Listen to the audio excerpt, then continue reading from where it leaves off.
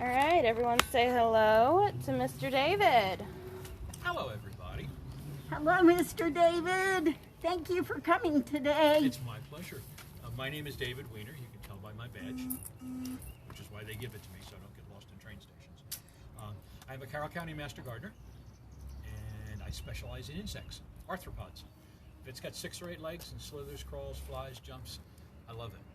We're going to talk about an event that's coming very, very soon to our area. There is a creature called a cicada. For 17 years of its life, it lives underground. It never sees the sun, never comes out, just sits there and gets bigger and bigger and bigger. Come on in. Come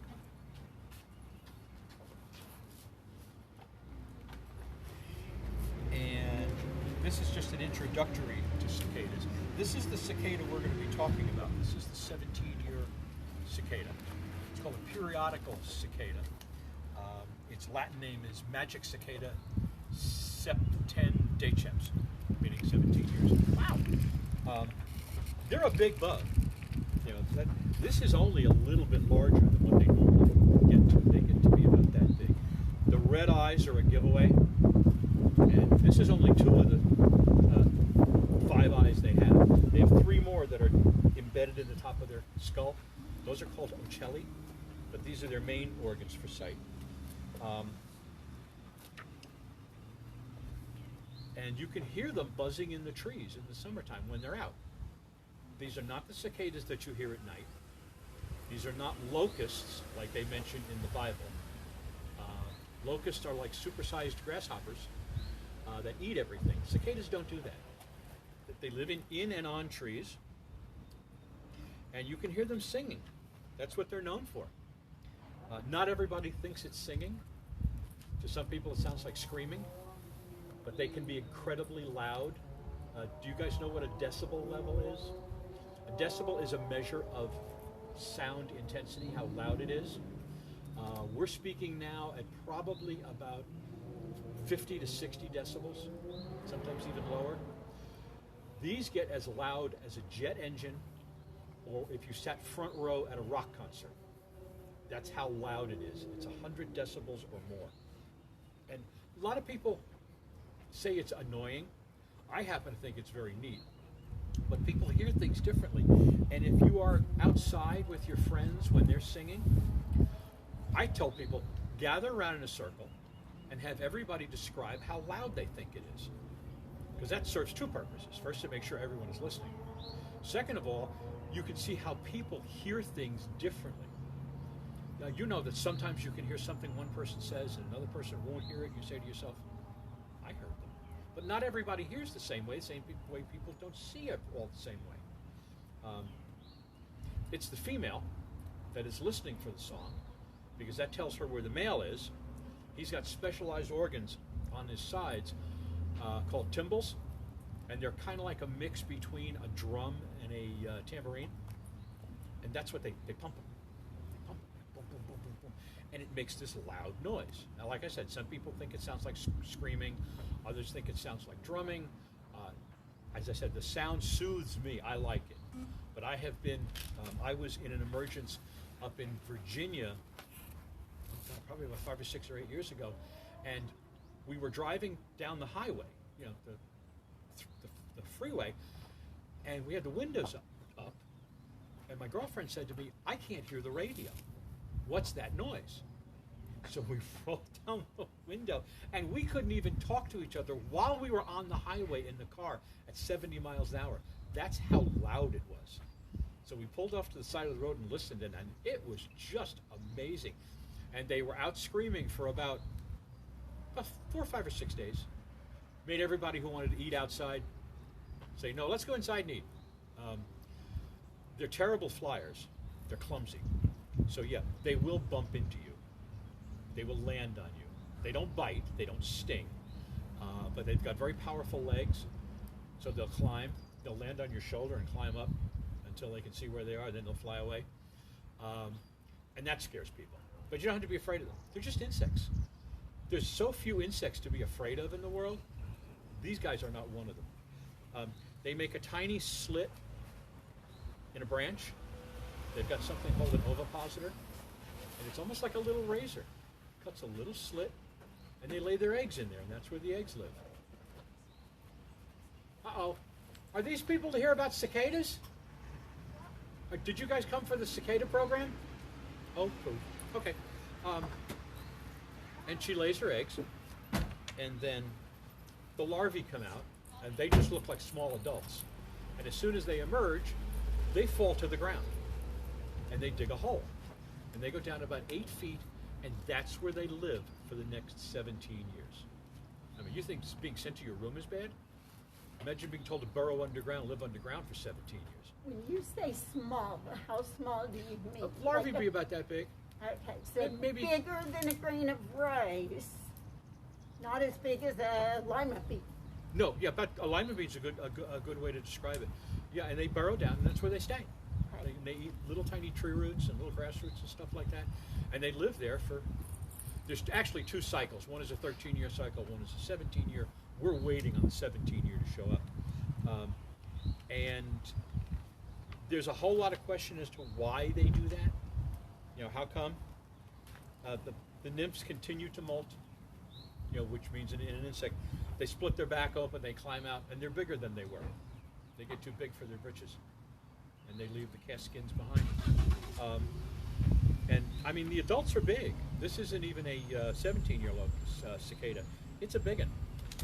I think the next picture, it shows their mouth parts. Oh, this one shows their eyes. They got little eyes in the middle and big eyes on the side. And they see very well. They can't fly worth a darn, but they see very well. There's the mouth. Isn't that a face only a mother could love? But yeah, they've got, you know, the mouth. It's a piercing, it's called a piercing, sucking mouth part. It goes into soft twigs and limbs, and it sucks the sap juices out. But not enough to seriously damage the plant. It's just enough to keep them alive. And the females only stay alive for a couple of days. Once they've laid their eggs, they fall out of the tree and die. But that's okay, because I mean, 17 years is a long time for any arthropod to live. You know, flies live for a couple of days, maybe a week. These guys are up for 17 years. I mean, it's got to be boring to be underground, but that's okay. They don't have much to think about. And yeah, you can look up, there's lots of things on the internet that you can look up. There is one called Cicada Safari, and what you can do is you can track the emergence as they come out. Yes, ma'am, go ahead. How long do males live? The males? Yeah. Males live for about 3 to 4 weeks after emergence, because their job is to fertilize every single female they can call. Oh. So they'll continually, yeah, they don't make the best dads. And they go for about 3 to 4 weeks, and the ones that survive will eventually fall to the ground and die. Now, you notice I said survive. Predators love them. They're like the tastiest thing. Birds love them, skunks, possums, even dogs and cats will pop them in their mouth. Yeah, well, don't say that, because they're delicious. There's a recipe out of Bon Appetit magazine for cicadas and grits. That's the same as shrimp and grits. Now, do you guys eat shrimp? Shrimp are nothing more than sea bugs. They're built the same way. They've got a hard shell on the outside, soft stuff on the inside.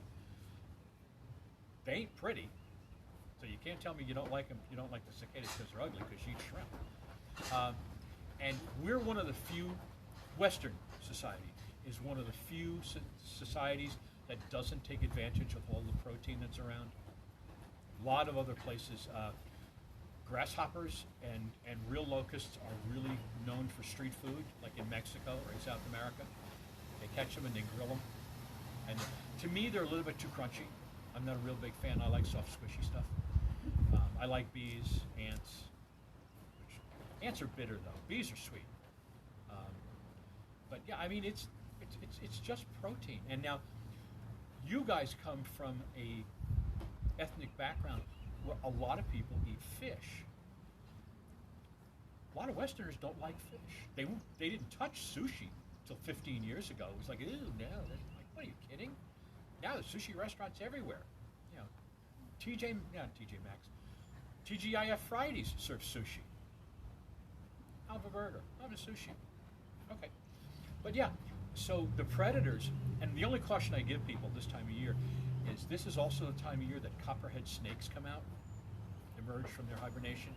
They love cicadas. So they will crawl around all on your lawn looking for a meal. So when the cicadas come out and they're everywhere, just be careful where you walk, because nobody wants to get bit, because that's just no fun. And if you've got a dog or a cat and they swallow one, don't worry about it. There's nothing in there to hurt them. Because dogs will put anything in their mouth. You know, cats will just play with them and smack them around. Dogs don't care. All right, what I'm going to do is, how many cicadas? Down here, we will probably see them in the thousands, which seems like a lot. Up near Washington, D.C., and into Ohio, they are talking about trillions. Trillions. That's a lot of zeros. They're just going to pour out all over the place. As I said, I was in an emergence in Virginia. I was up on Lookout Mountain here in Georgia once during an emergence, and you literally couldn't walk. You couldn't sit anywhere. They were just everywhere. So you got to brush them off and push them aside, and they're buzzing all over the place. And like I said, they don't hurt anybody, but still, people are creeped out by insects, and I still don't understand why. I mean, that's I've got Susie, which she eats cicadas, big wasp that's up there. She's from Malaysia, and she's been with me. What did I say? 30 years. She's been all over the country with me. I take her everywhere I go, and she's a big old one, and she doesn't care about people. They don't sting people. They're like, people, you just get out of my way. I need food, and I can't eat you, so just leave. But yeah, they're talking trillions of them, and it's going to be loud. It's going to be loud. They're going to be here. You'll see them, and one of the easiest ways to find them is you'll walk outside, and you'll see one of the cast shells where they split their shell open to come out, and that'll be stuck on a tree or a wall. Just look up, because they crawl up so they can dry out and fly away. And sure, probably within five or 6 feet of the shell will be an adult cicada just hanging there. And they'll land on your screen doors. I shouldn't say this because it's really bad, but they will scare the heck out of the cat if you've got a cat. Cats aren't used to big bugs. Cats like little bugs that they can play with and annoy. Big bugs freak them out. Mine ran away from the spider this morning. I was in the shower. This big, she come bouncing in the shower and she went, excuse me, your job, get this out of here. But let's get to the book reading part. I'm going to start with this, which is called Natsume's Song of Summer. It's written by Robert Paul Weston, and the illustrator is Misa Saburi. It's a very sweet story. Or if you can't hear me, I'll talk louder, because I'm good at talking loud. Okay. It's just hold the book. Yeah, well, I've got to find the page where it starts with the printing is. Old people just can't see. Okay, here we go. Can you guys see that okay? Yes. In lotus season, with petals on every pond, Natsumi was born. That was how she got her name, because Natsumi means the sea in the summer. And you can see the kids, hanging out in the lotus pond. She loved everything about summertime: swimming, running on soft grass, the sun, the heat, the cool bursts of plum rain, heavy and sweet.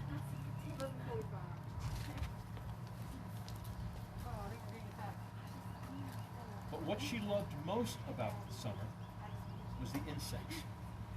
Natsumi would be a really good friend of mine because we feel the same way. Gleaming, crawling, fluttering, with their songs and bright bodies, the air itself was full of life. There were butterflies who were striped with spotted wings, and the sudden sparks of fireflies. Have you guys seen fireflies? Yes. I think they're called ladder bugs. I think they're called ladder bugs. Well, yeah, Georgia. yeah. Well, no, it varies from place to place. Yes. Yeah. I used to call them glowworms until someone explained to me those aren't glowworms. Glowworms are actual caterpillars. So just don't do that. And honeybees, and I love this word, fizzing flower to flower. They fizz as they fly. Yeah. They're mantises. Has anybody seen a mantis? No. A praying mantis? They're fabulous. If you find one, you can keep it as a pet for a while. It will learn to eat out of your hand. They're fantastic. The big green ones that you find down here are imports. They're Chinese mantis. I had one called Rosie, and she was nice enough to lay me a whole bunch of egg cases and leave them behind when I turned her loose in the garden. But I could always feel that she was looking at me, wishing I was only about this tall so I would be a meal. And yeah, long green monks, always praying, and they're called praying mantises because they hold their front legs up like this so they can reach out and grab stuff. Ladybugs, you guys have seen ladybugs. And this shows them on the deep blue bellflowers, so they show up really nicely. I'm working on it. The hands are used to cooperate. But nothing could beat the chirrup of cicadas. Her mother would say, summer has not yet begun until their song fills the air.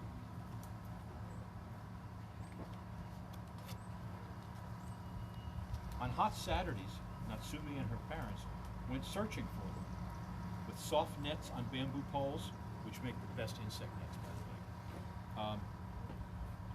They'd reach up and catch them. And one of my jobs before I retired was catching insects, because I worked in a research lab, and you learn the technique. You can catch anything. You make a figure eight, and you snatch them. It doesn't hurt them. Of course, then you got to stick your hand in and get them out. Sometimes they don't like that. Natsumi sometimes let one crawl along her arm to tickle their skin, because their legs are very strong. You know, it's not like having an ant or a spider crawl on you, because those are very light-footed. But these, you can really feel it. And they're big, so they've got weight. While its body drummed and chirped, and then wings flitting, it was gone.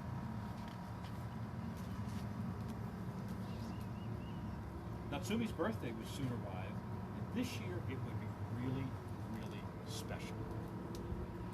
Someone would come to visit from the far side of the earth. It was her cousin, a girl named Jill, but someone who was a stranger. Although they were related, the two girls had never met. You know, we live in a world now where our families are so spread out everywhere.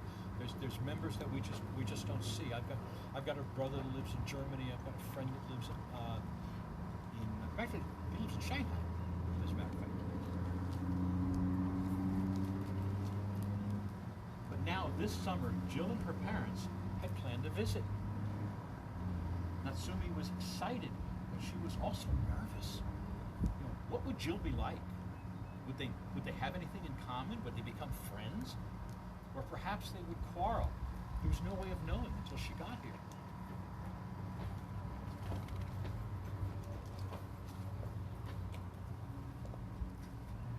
At the huge airport, you guys have been to an airport, haven't you? Yes. With a gazillion people just everywhere. Yeah. I'm not a big fan of airports. I get lonely. Even though there's so many people, I still get lonely. And I feel bad because people are coming and going. I like it when they're coming because then people are happy. But I'm sad when they're going because then they feel bad.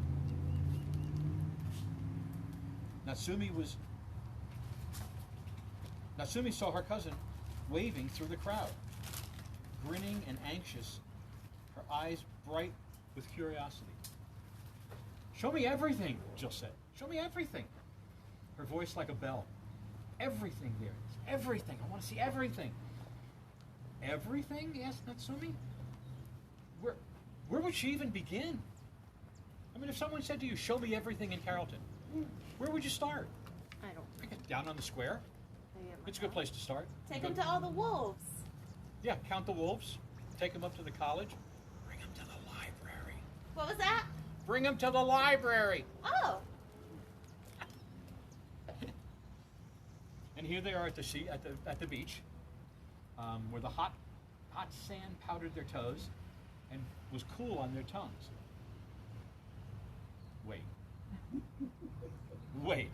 I may have to write the author a note. Cool on their tongues, mouthfuls of watermelon turn their lips a rosy pink. See this? When they put the spaces in, I get confused.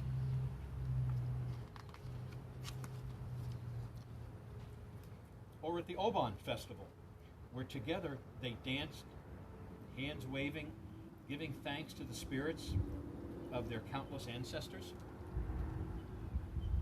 Oh, they're dancing at the Oban. Nice.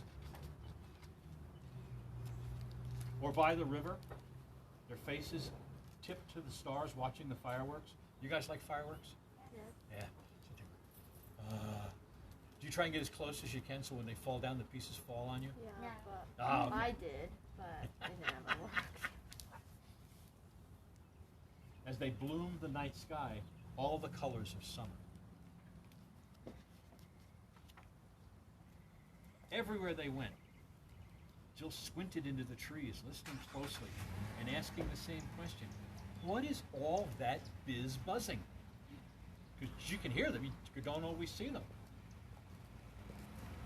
And Natsumi, being the good cousin, said, you don't know. And Jill came from a place where there were very few cicadas. That she had never seen them. She had never seen their large eyes and glossy wings, or heard their chittering hum. Natsumi wanted to show them to her cousin, but she was worried. Insects frighten some people. What if Jill was scared? That would be cool. Have her go running into the house going, Aunt so-and-so, look what Natsumi's frightened me. Oh, you can't be frightened, they got a dog and a cat, so they're protected. It's fine. Natsumi's birthday arrived with a bright blue sky, but Jill still squinted into the treetops, into the shadows, where hidden cicadas thrummed.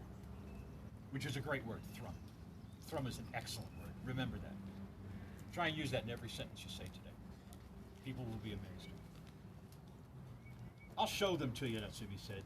She scampered into the cool house and returned with two of the soft nets with the bamboo poles. They swept the branches, and a pair of cicadas looped down to meet them. Would Jill be scared? Would she scream? No! She crouched low. Her eyes were sparkling.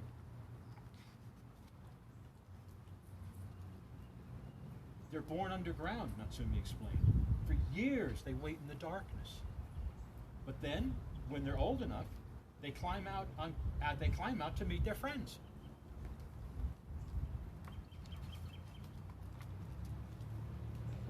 Just like us, said Jill. Waiting and waiting, and now we finally met. Natsumi smiled. She and Jill were very, very truly two of a kind. They quietly watched the two crawling cicadas as their bodies drummed. Mm, mm, mm. Then, wings flittering, they were gone. If you've ever tried to take pictures of insects, you'll understand, because they never cooperate. In the afternoon, they drew pictures together. Natsumi's drawing was of the two cicadas, but Jill sketched out something else. Elegant green wings, with two black and yellow spots on with half-winking eyes. What is that? Asked Natsumi. I've never seen one before.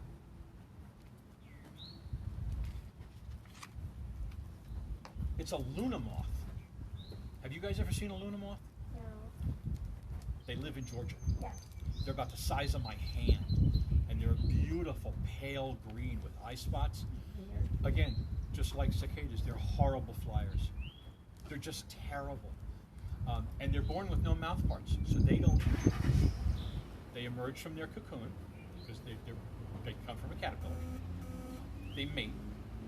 The female goes off and lays eggs, and then the males and females die because they can't eat. They only live for about 2 or 3 days. They do what their job is, and they're all done. It's a Luna moth, Jill. I think you'll see one when you come to visit me. Natsumi nodded, her eyes bright with curiosity. She knew tomorrow Jill would fly back home, but for now, they sat side by side and listened as the warm sky filled with the songs of summer.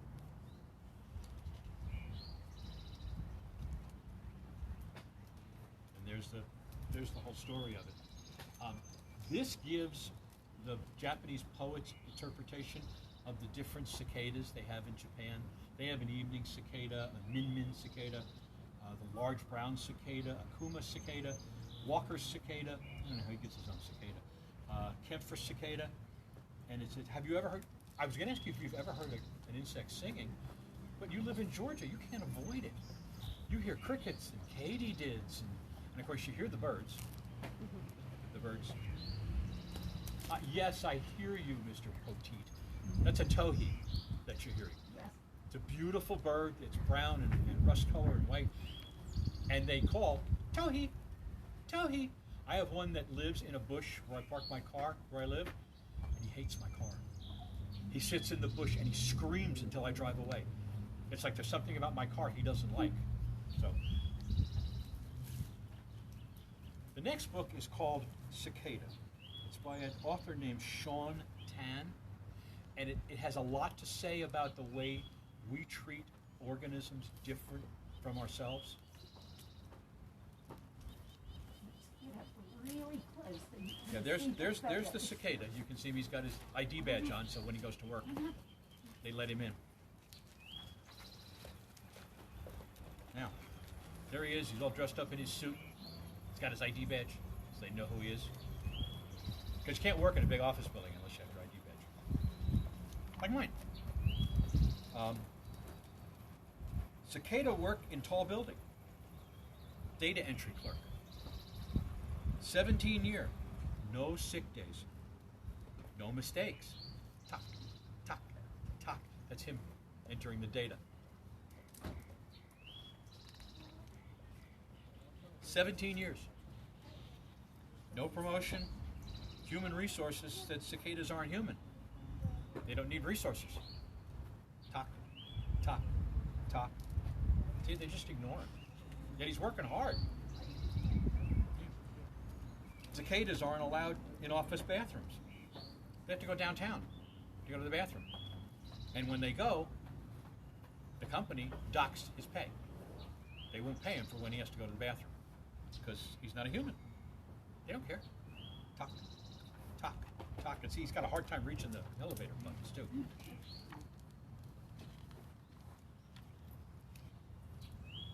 Humans never finish their work. They just leave when 5 o'clock comes around.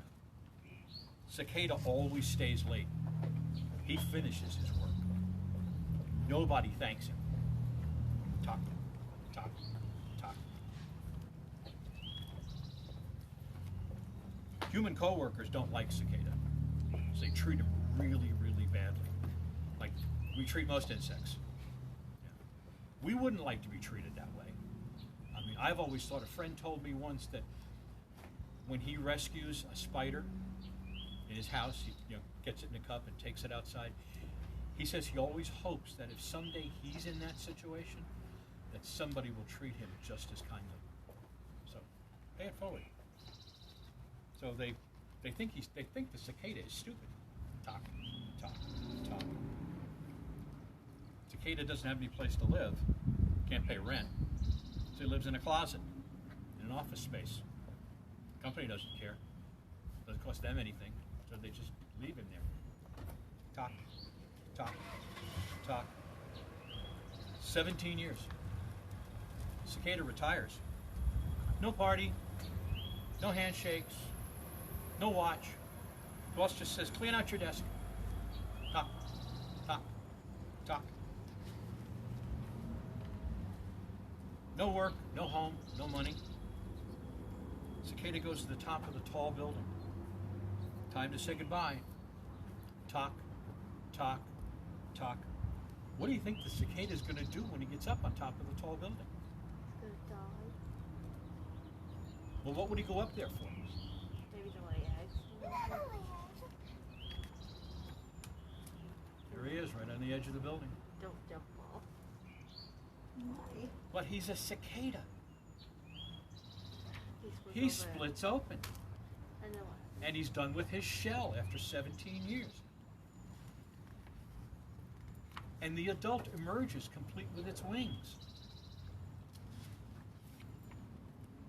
And he leaves the shell behind, and he flies away with the rest of his friends and family. They all fly away. They leave the ugly buildings behind. Happy ending. And cicadas all fly back to the forest. Sometimes they think about humans. They can't stop laughing. Talk, talk, talk. This is a poem written by a Japanese poet back in the 1600s. His name is Matsuo Basho. And it's a haiku. Are you familiar with a haiku? No. It's a way of writing a poem. Calm and serene, the sound of a cicada penetrates the rock. Very simple, very clean, very quick. And this is just turned into my favorite bug book ever. And I found it for you. But before we go, I want to show you guys what was my favorite bug book until I saw that. Thank you. Let's set this right here, because that's just pictures of cicadas, and the other ones were better. I found this on the internet. This may be like the best bug book ever made. It's got all these flaps and things. You know, there's mantids. I've got a friend who's an entomologist who lives in Ecuador. Oh, you probably want me to sit over here so you can see me on the. Yeah, okay. Here we go. Hope everybody enjoys watching the old man get up and down. There's so many different kind of insects, and they take so many shapes and forms. This is a cockroach. And if you've ever wondered, maybe you haven't, what's inside of a cockroach? There's the inside of a cockroach. Well, insects have what's known as an exoskeleton.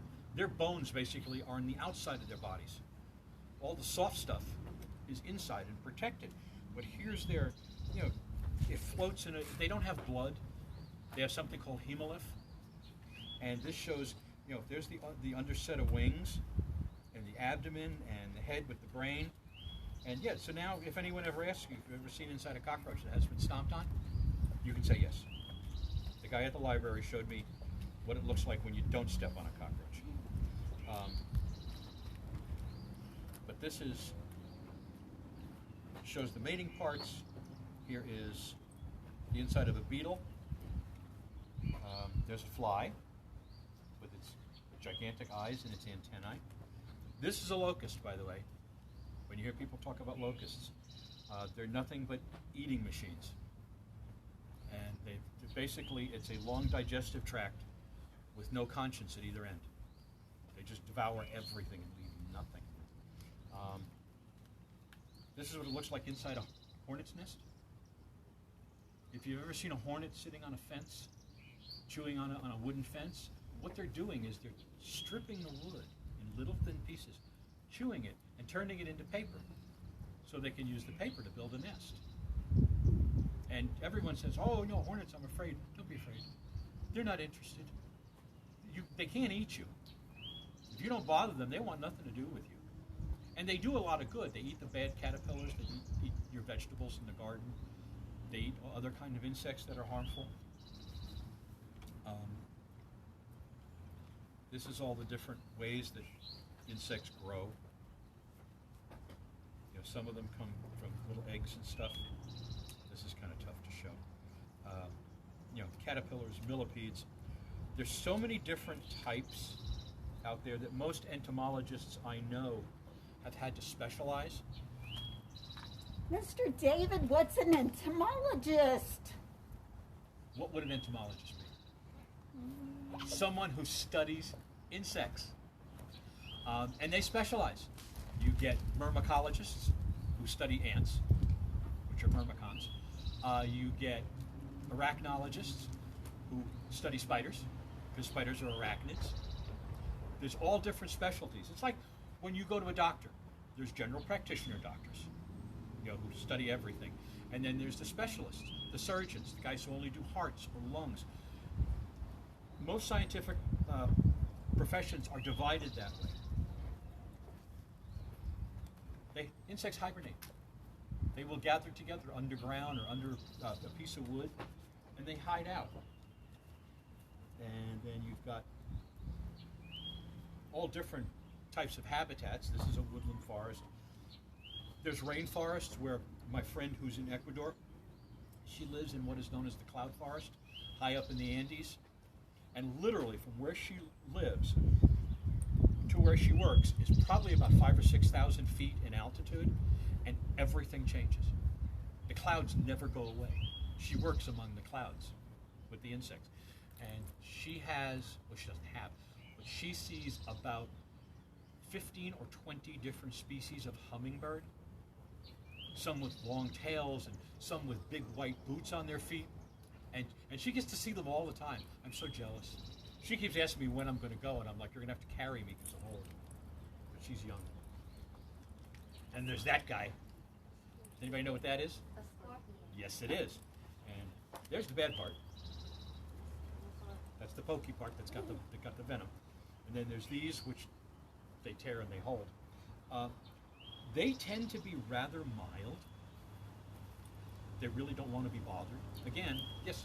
Does a scorpion has a skeleton? Yes. Yeah, they're armored. That's their armor. That's why when because they get eaten too. You know, coyotes will eat them, birds will eat them. Roadrunners like them. They flip them over to get at the soft parts underneath. But this is what protects them. It's that hard. I used to work with them in a lab, and I've unfortunately been stung by one. It hurts. It really, really. I mean, I thought like, oh yeah, no big deal. Whoa, hands on fire. There's a Hercules beetle. They use those big. They're Hercules beetles grow to be about that big, and they use those big long horns to wrestle with the males. They get together and they have all these pushing and wrestling matches, and then one of them gets tired and goes away. Then the other guy gets married. Yes? Do scorpions lose their stinging part once they sting someone? No. It's like a hypodermic needle. It's not like a honeybee. Most stinging insects don't lose their stinger. The honeybee is rare in that instance. For someone like Susie, can you hand me Susie? Thank you. You know, as I said, Susie is a predatory wasp. She lives in Malaysia. She eats cicadas. But if you look, you can see her stinger right at the base of her abdomen. The stinger is a modified ovipositor. An ovipositor is the organ they use to lay eggs. They stick it in the ground. Crickets have a great one because the cricket ovipositors are about that long. So they stick it in the sand and they lay their eggs and the baby crickets come out. But yes, Susie keeps her stinger and she can replenish her venom. Does anybody here know the difference between poison and venom? I don't think there's a difference between them. There is. Okay, if it bites you or stings you and you get sick, that's venom. If it stings you, it's venom. If it bites you, it's poison. So, there really is a difference. Can you tell I took a portion of this past summer? All about all the different stings and bites. Made me itchy. But very few people, some people are, very few people are allergic to venoms. I mean, it will produce a swelling, it will produce pain, but it eventually goes away. It's like a spider bite. It hurts, but the pain will go away. You may even get a fever from it. But other than that, it's not going to hurt you. So that brings us to right about where we're done. Do you guys have any questions? Did you enjoy yourselves? Yes. Good. Please, the next time we have a program, tell Grandma to bring you. I don't know what she's. Oh, yeah. Well, you saw them. I don't know if you did. That's a cicada. That's a real, once upon a time alive. Actually, it died. See the white on it? Yeah. That's a fungus that attacks cicadas, and that's what killed it. Can I see that, Mr. David? Of course. Pass that to Miss Mandy. Can you pass that to me? Yeah. Thank you. They're in jars for a reason because I don't know who might be allergic or irritated, so I used to take them out and hand them around.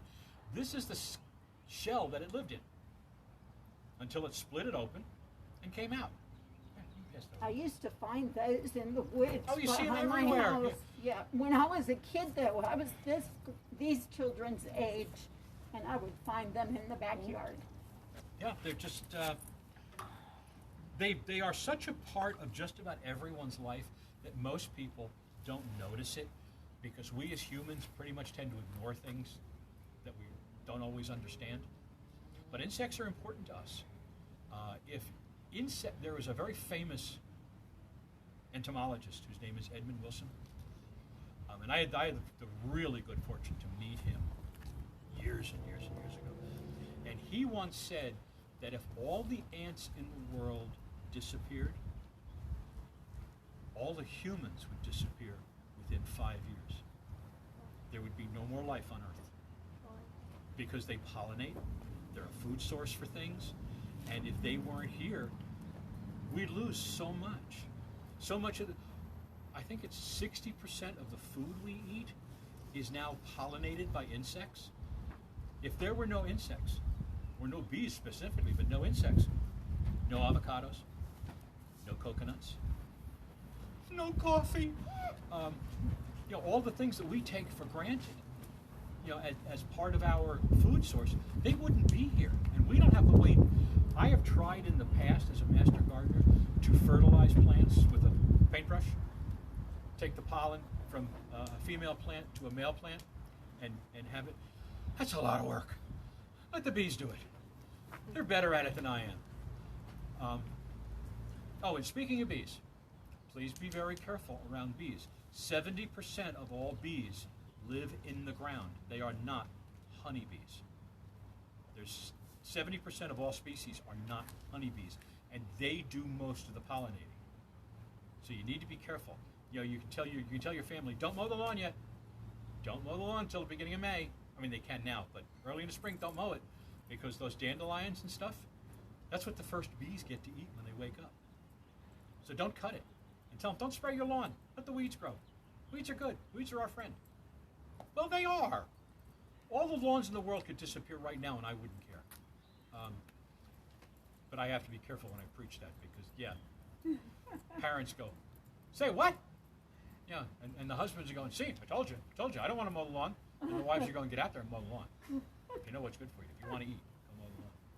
But again, I'll wrap this up. I thank you so much for attending. I thank all you guys who will see this online. And please, we will send out notices for the next one. And come and join us. I promise you will have fun. Promise, promise, promise. Thank you. Wait, bye-bye, Mr. David. Oh, Mr. David, before you go, we've got some comments. Oh? Yeah, Diane Gallo says, so good to see you. That's my cousin. And then Bev Dittmer says, hi, David. Thanks for this. And then, did you have a question, Sweepy? Okay. No, she was just saying, it's your cousin. Oh, yeah, it's her cousin. We talked about the cousin book. And then we've got some clapping. Thanks, Diane. Thanks, everybody. And make sure that you are coming to get your craft bags. Girls, you want to hold up the craft bags? Thank you so much. And look out for the next in-person program. We're going to be trying to do them outside. And come and show us your origami cicadas. All right. Bye, you guys. Wait. Diane had a question. Do you add anything to the jar to preserve the specimen? No. I don't. Tell her to mind her own damn business. No, I'm just